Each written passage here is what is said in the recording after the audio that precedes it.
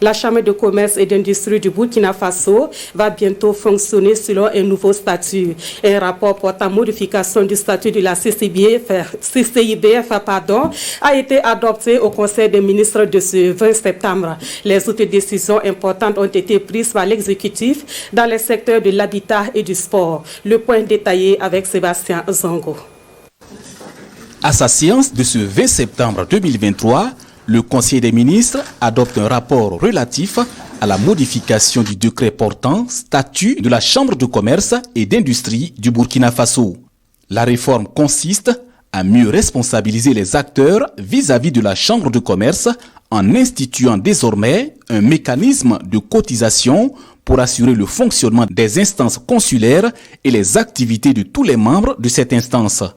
Elle consiste aussi à recadrer et à rationaliser la gestion des ressources de cette institution et à faciliter et accélérer la réalisation d'un ensemble de grands projets structurants de développement du secteur à travers une meilleure précision et gestion des pouvoirs et des rôles des hommes et des femmes qui animent la CCIBF, selon le ministre en charge du commerce. Ces réformes visent à amener la Chambre de commerce à davantage être accentuée vers les missions et les rôles qui lui ont été confiés en matière de développement du commerce et de l'industrie dans un contexte actuel de transition et de lutte contre le terrorisme où notre pays a vaillamment besoin de la synergie d'ensemble de toutes les institutions dans ce domaine pour qu'ensemble nous allons vers des lendemains meilleurs pour notre pays, le Burkina Faso.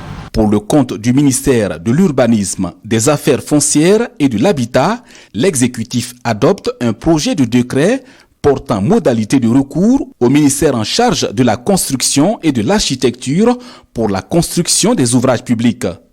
Selon le ministre Mikailou Sidibé, l'adoption de ce décret permettra à son département d'être mieux impliqué dans la chaîne de construction afin de s'assurer que les infrastructures publiques soient réalisées selon les normes de qualité. Concrètement, il va s'agir que le ministère en charge de la construction et de l'architecture va assister les ministères et institutions publiques dans la formulation, dans l'expression de leurs besoins, et également les assister dans la réalisation des études préliminaires.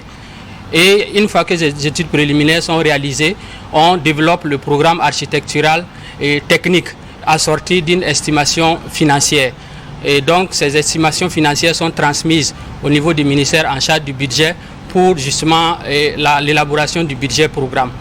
Et dans la phase études techniques, c'est le ministère en charge de la construction et de l'architecture qui va être responsable de la réalisation des études ou qui valide les différentes études techniques détaillées de ces projets-là. Au titre du ministère des Sports, de la Jeunesse et de l'Emploi, le Conseil adopte 4 décrets. Il s'agit du décret portant mise en place et organisation des structures dirigeantes du sport et des loisirs. Il s'agit aussi du décret portant octroi des subventions aux fédérations dans les différentes disciplines. Ces subventions vont être dorénavant allouées sur la base d'un certain nombre de critères qui ont été discutés et convenus avec tous les acteurs. Il s'agit par exemple de la justification des subventions antérieurement reçues.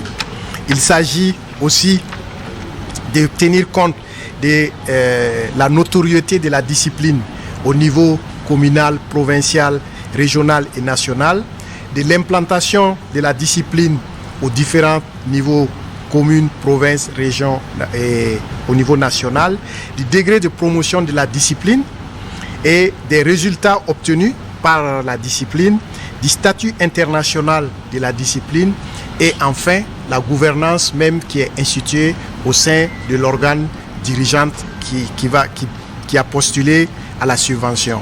Le 4e décret est relatif à l'organisation et au fonctionnement du Tour du Faso. Il vise à apporter des innovations à l'édition 2023 selon le ministre des Sports, de la Jeunesse et de l'Emploi.